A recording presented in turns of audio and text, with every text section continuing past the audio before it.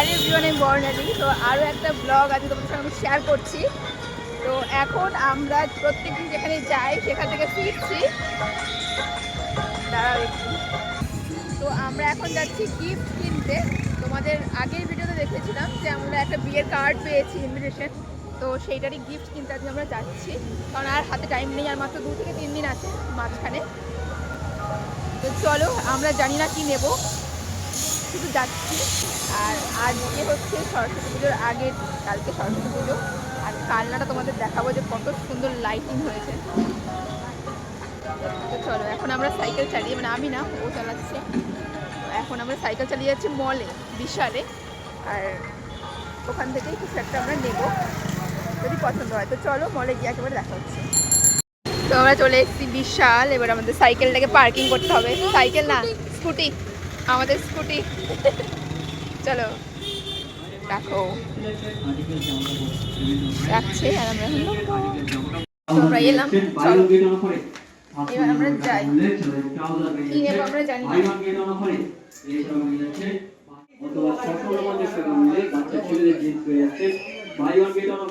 তো চলো এবার আমরা সিলেক্ট করি।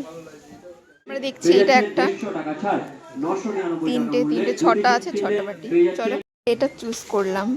আমি জানি না ঠিক হচ্ছে কিনা, এরকম এক্সপিরিয়েন্স ফার্স্ট টাইম আমাদের এরকম, বলো, গিফটের। কারণ আমরা তো এরকম যাইনি। এটা বেশি সুন্দর লাগছে, দুটো ছেঁড়া। হ্যাঁ, কিন্তু এটা তাহলে কনফার্ম। চলো, এটা হলো আমাদের একটা স্যুপ সেট।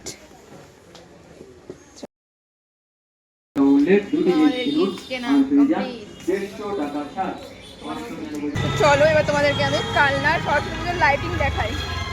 দেখে থাকো, কালকেও দেখবে, এবার আজকে একটু দেখে নাও। সরস্বতী পুজোর জন্য পুরো কালনাটা সেজে উঠেছে। তোমাদের সঙ্গে অবশ্যই কালকে সবটা শেয়ার করব। হ্যাঁ জানি সবটা কভার করা আমার পক্ষে সম্ভব নয়, একা একা কতটাই বা ঘুরতে পারবো। যতটা পারবো তোমাদের সঙ্গে অবশ্যই কাল শেয়ার করব। আজ এইটুকুনি তোমাদের সঙ্গে শেয়ার করলাম। তো হ্যালো এভরিওয়ান, আজকে সরস্বতী পুজো, আর সেই জন্য ভাবলাম তোমাদের সঙ্গে সারা দিনটা শেয়ার করি।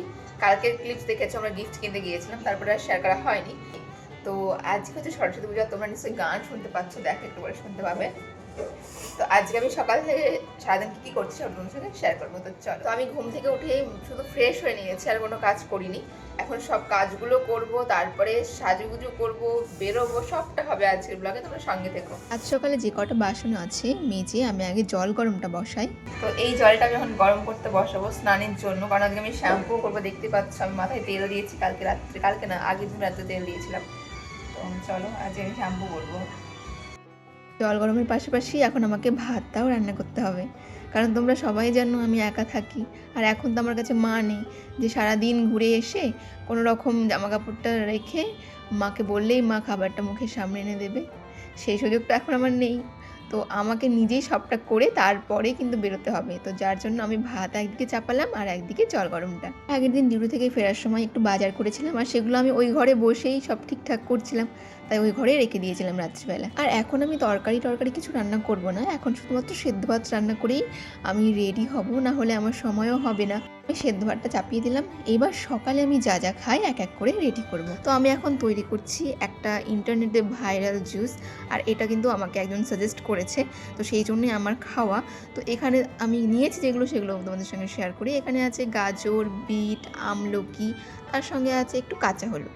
আমার তো আর ফ্রিজ নেই, তাই আমি স্টোর করতে পারি না, তাই আমাকে একটুখানি কষ্ট করে প্রত্যেক দিন এটা করে নিতে হয়। আর আজ অনেকটাই দেরি হয়ে গেছে, কারণ আজকে আমি ছুটি নিয়েছি। তো যে কারণে একটু ঘুম থেকে উঠতে সবারই লেট হবে, স্বাভাবিক ব্যাপার এটা। যখন আমার ডিউটি থাকে তখন কিন্তু এটা আরও সকালেই আমি খেয়ে নিই।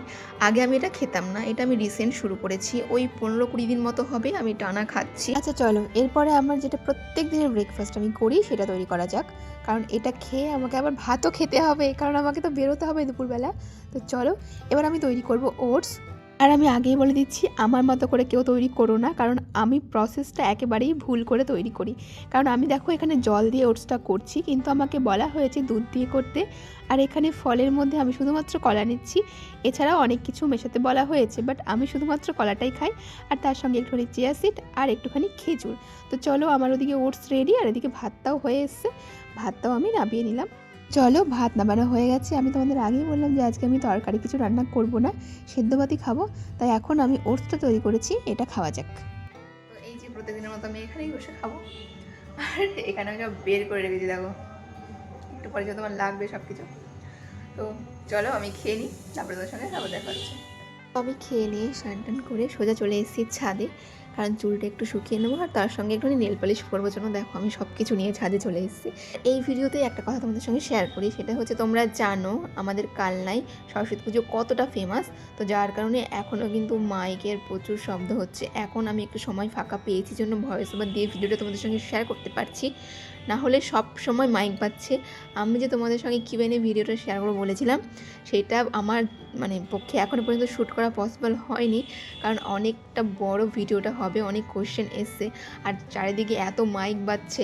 আমার মনে হয় না আমি সরস্বতী পুজো শেষ হওয়ার আগে তোমাদের সঙ্গে শেয়ার করতে পারবো। আর আরেকটা কথা, এখানে কিন্তু সরস্বতী পুজো ওই একদিন বলে একদিন নয়, এখানে 3 দিন ধরে হয়, তার উপর কিন্তু তারপরে ভাসানো আছে। তো যার কারণে একটুখানি লেট হচ্ছে, তোমরা একটু ম্যানেজ করে নিও প্লিজ। চলো আমি এবার বসে পড়েছি, নেল পালিশটা পরবো আর তারপরে রুমে গিয়ে এই যে আমি চলে এসেছি রুমে। এখন আমি ভাজবো বেগুন, কারণ শুধু সেদ্ধ ভাত তো খাওয়া পসিবল নয়, তাই তার সঙ্গে আমি একটুখানি বেগুন ভেজে নেব। আর আমার রুমে ডিম আছে, বাট আমি আজকের দিনটা স্কিপ করছি সরস্বতী পুজোর জন্য। আমি তেমনভাবে বাইরে থাকাকালীন কোনো কিছুই মানি না, আমি প্রত্যেক দিনই আমার যা ইচ্ছে করে খাই। কিন্তু সরস্বতী পুজোর দিনটা এলে আমার নিজেরই মনে হয় যে না, আজকে দিনটা খাবো না, কারণ আমি বিশ্বাস করি আজকে আমি যে জায়গায় দাঁড়িয়ে আছি শুধুমাত্র পড়াশোনার জোরে, বা আমার কোনো ব্যাক সাপোর্ট ছিল না। তো যার কারণে আমার এই দিনটা মানতে কোনো রকম কষ্ট হয় না। চলো তোমাদের সাথে কথা বলতে বলতে আমি বেগুনটা দেখো ভাজতে শুরু করে দিয়েছি, আর এই ফাঁকে আমি আলুর সেদ্ধটা মেখে নেব, কারণ একটু পরে আমাকে রেডি হতে হবে। আজকের লাঞ্চটা আমার লাঞ্চের সময় হবে না, আমি 11:30টার সময় আজকে খাবারটা খেয়ে নেব, যেখানে অন্যদিন 1:30টার সময় আমার খাবার কথা। কারণ আমি একটু পরে রেডি হতে লাগবো, সাজুগুজু করবো, তারপরে মনে হয় কি কোনো মেয়ে খাবার খাবে তার না খেয়েও বেরিয়ে যেতে পারে।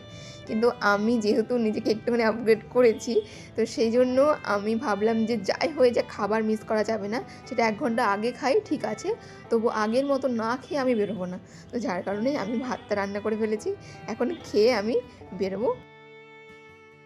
তো আমি আমার খাওয়া দাওয়া কমপ্লিট। আমি হচ্ছে যে আর একবার জাস্ট ফেস ওয়াশ করে এলাম, কারণ বুঝতে পারছো আমি আবার রান্নাঘরে গিয়েছিলাম। তো আজকে ভাবছি যে একটুখানি মেকআপ করব, বাট এটাও ভয় পাচ্ছি যে এই যে আমি কত কষ্ট করে এগুলো আর হচ্ছে না, পিম্পলসগুলোকে আমি আটকেছি, জাস্ট এখন দাগগুলো আছে। তো আমি ভাবছি আজকে মেকআপ করার পর আবার না হয়ে যায়, দেখা যাক কী হচ্ছে। চলো তবু আজকে সরস্বতী পুজোর দিন একটুখানি করে বেরোতে হবে। তো চলো এখন আমি আগে শাড়ি পরবো আর তারপরে মেকআপ করবো। তো চলো শাড়ি পরে তোমাদের সঙ্গে দেখা হচ্ছে। তো এই যে আমি একা শাড়ি পরে নিয়েছি, আমি এই ব্লাউজটার সঙ্গে পরছি কারণ এটার সঙ্গে যাবে হলো এবারে। তো চলো এবার মেকআপটা আমি করে ফেলি, মেকআপটা করবো। আর আমি আজ বিছানাটা কারণ পিছিয়ে এনেছি, কারণ হচ্ছে যে আমি ওখানে দাঁড়িয়ে দাঁড়িয়ে ট্রানজাকশন ভিডিও করবো, সে কারণে। সবাই বলে সানস্ক্রিন লাগাতে, বাট আমি লাগাবো না, কারণ আমার এমনি অ্যাকনে, আর অ্যাকনেতে সানস্ক্রিন লাগালে বেশি প্রবলেম হয়, ডিরেক্ট প্রাইমারি চলে যাবো। কি যে হবে আমার মুখের অবস্থা আমি ভাবছি কালকে। তো ফাউন্ডেশন এটা 2000 years later. তো এই যে আমার হয়ে গেছে, আমি সেটিং স্প্রেটা দেবো। আমার কাছে এই সাইজের থেকে বড় টিপ নেই, তোমাকে এটাই পড়তে হবে। তো আমি এটা অর্ডার দিয়েছি মিশো থেকে। তো চলো তোমাদেরকে দেখাই কি অর্ডার দিয়েছিলাম। এই যে কানেরটা আমি আর খুলছি না, ঠিক আছে, এটাই পরে থাকবো, কারণ আমি অনেক কষ্ট করে পরেছি, মালাটা দিয়ে পরবো।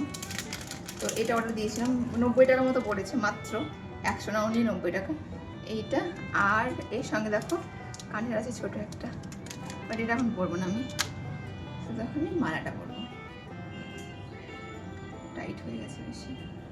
তো দিস ওয়ান, তো এইটা হচ্ছে আমি কিনেছি, কেমন লাগছে কমেন্টে জানিও। আর এইবার ভাবছি এক হাতে চুড়ি পরবো আর এক হাতে পরবো ঘড়ি। তো এগুলো পরবো ভাবছি, এবার মানাবে কি এর সঙ্গে দেখি না, এই যে মানাচ্ছে না। তো আমাকে কেমন লাগছে কমেন্টে জানিও। আমি মেকআপ অত পারি না, আমি জাস্ট যেমন আমি করি তেমনই করেছি, আমি কোনো রকম রুলস ফলো করি না, আমাকে যেভাবে ভালো লাগে আমি সেভাবেই করি। তো আমি এখন কয়েকটা রিলস বানিয়ে মানে কয়েকটা ট্রান্সফরমেশন ভিডিওর ক্লিপস নিয়ে নেবো, তারপর আমি বেরিয়ে পড়বো ময়নার বাড়ি যাওয়ার জন্য। আর আমি একা একা হেঁটে কী করে যাবো আমি ভাবছি। এই হচ্ছে আমার সরস্বতী পুজোর লুক। তো আমি এই রৌদ্রের মধ্যে, মানে প্রচুর রৌদ্র, বুঝতে পারছো কালনায় কতটা গরম পড়ে গেছে। তো যাই হোক আমি এখন বেরোলাম। আর এই যে তো আমি পুরো লুকটা আমি মানে নিতে পারিনি এখনও, নেবো, ওখানে যাই, ওদের বাড়ি যাই তারপরে। তো চলো এখন আমি ময়নার বাড়ি যাই। তো চলো গিয়ে তোমাদের সঙ্গে আবার। আজ এবছর নিয়ে 2 বছর হলো আমি কালনায় সরস্বতী পুজো দেখছি। হ্যাঁ, আর এটা দেখে আমি এটাই বুঝেছি যে আমাদের কালনার মতো সত্যি আর কোথাও সরস্বতী পুজো হয় কি না আমার জানা নেই। আমাদের দুর্গা পুজোতে যেমন আমরা সবাই আনন্দ করি, কালনাবাসীরা তেমন সরস্বতী পুজোতে আনন্দ করে। তো তোমরা দেখলে কালনায় কত ভিড়, মানে এখন সবাই বেরিয়েছে। আমি চলে এসেছি ময়নার বাড়ির কাছে। তো চলো তোমাদের সঙ্গে দেখা হচ্ছে একটু পর। তো আমি ময়নার ঘরে এসে ওকে শাড়ি পরিয়ে রেডি করে নিয়েছি। হ্যাঁ, ও সবটা করে রেখেছিল, শুধু শাড়িটা পরতে পারেনি, তো সেইটাই। আর এইবার চলো আমরা বেরোবো। তার আগে তোমরা কমেন্টে জানিয়ে যাবে যে আমাদের কেমন লাগছে। আমি একটা নাকে কিনেছিলাম 10 টাকা দিয়ে, আমি একটা রুমে ফেলে রেখে চলে এসেছি। এখন আমরা একটা কিনতে যাবো, চলো। তো এই যে আমরা রেডি হয়ে বেরোলাম, ওই যে ময়না পাখি, আর এই যে আমাদের একটা ব্যাগ।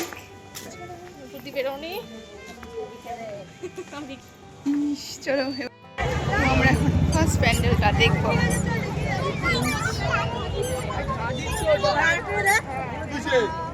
ময়না এসছো, এটা যদি দিয়ে দিত মানে বিয়ের সময় তাহলে এত সুন্দর প্যান্ডেল দেখতে পেতে না।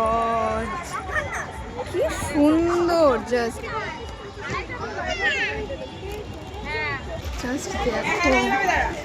না মানে তোমরাই বলো, আমি জানি না তোমরা দেখেছো কিনা, বাট সত্যি বলতে আমি এর আগে কখনো সরস্বতী পুজোর প্যান্ডেল এত বড় দেখিনি।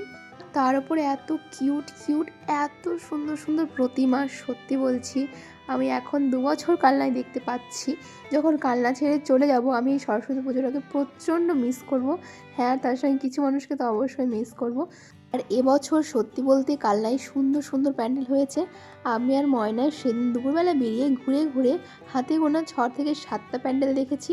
কারণ আমাদের দুজনের পক্ষে কোথায় কতগুলো ঠাকুর আছে জানা সম্ভব নয়।